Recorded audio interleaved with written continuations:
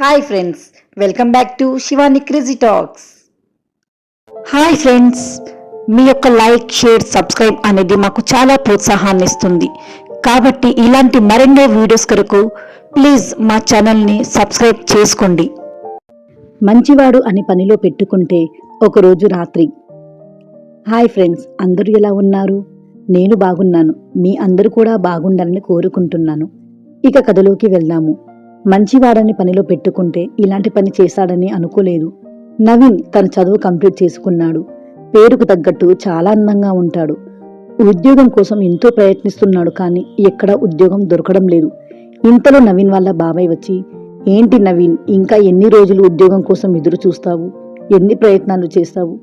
ఏదో ఒక పని చేసుకో, ఇలా టైం వేస్ట్ చేయకు అని అన్నాడు.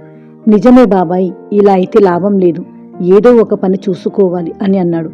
అప్పుడు నవీన్ వాళ్ళ బాబాయ్, నాకు తెలిసిన మేడం ఉంది, వాళ్ళకి ఒక డ్రైవర్ కావాలి, వాళ్ళు డ్రైవర్ కోసం చూస్తున్నారు, నువ్వు వెళ్ళి కలుసుకో అని అన్నారు.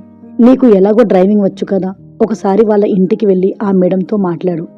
మేడం గారు డ్రైవింగ్ కోసం చూస్తున్నారట కదా, నా పేరు నవీన్, నాకు డ్రైవింగ్ వచ్చు అని చెప్పి కలుసుకొని రా. సరే బాబాయ్ అని వాళ్ళ ఇంటికి వెళ్ళాడు. కాలింగ్ బెల్ కొట్టాడు. ఆ మేడం వచ్చి తలుపు తీసింది. అంతే, ఆ మేడంని చూసి నవీన్కి కళ్ళు చెదిరిపోయాయి.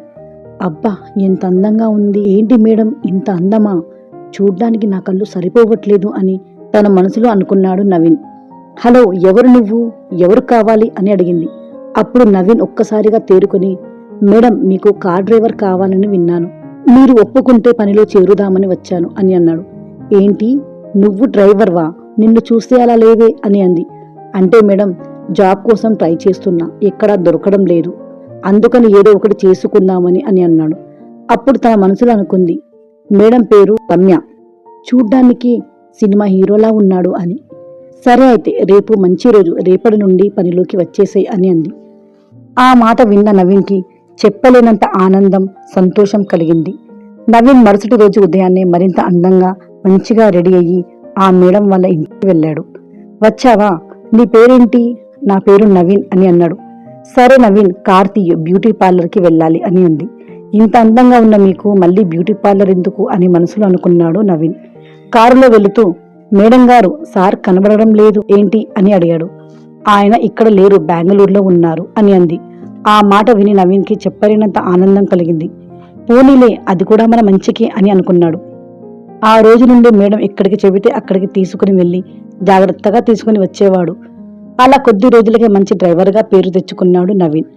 అయినా ఇంత అందమైన మేడం గారిని వదిలేసి ఆయన ఎలా బెంగళూరులో ఉండగలుగుతున్నాడు, నాకు ఏమీ అర్థం కావడం లేదు అని అనుకున్నాడు తన మనసులో. అలా ఒకరోజు ఒక పార్టీకి వెళ్లేందుకు బాగా అందంగా రెడీ అయ్యింది. రెడ్ కలర్ చీరలో ఉంది. ఆ చీరకి తగ్గట్టు మ్యాచింగ్ జ్యువెలరీ వేసింది.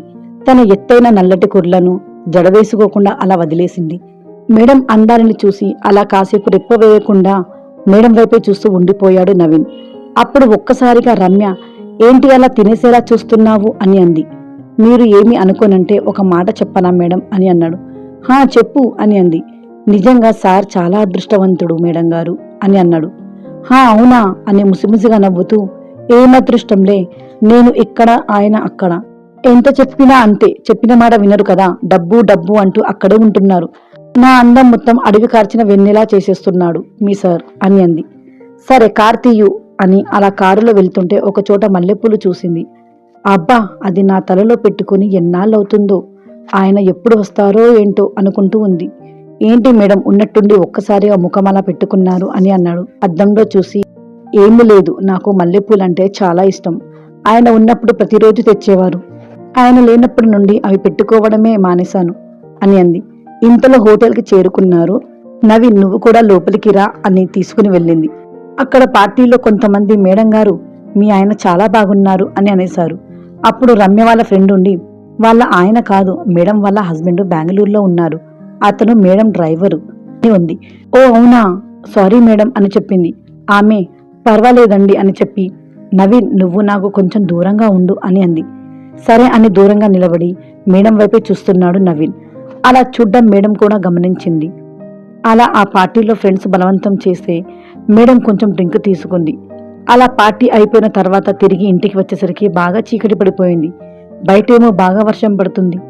నవీన్ కారులో ఇంటికి తీసుకుని వచ్చేశాడు.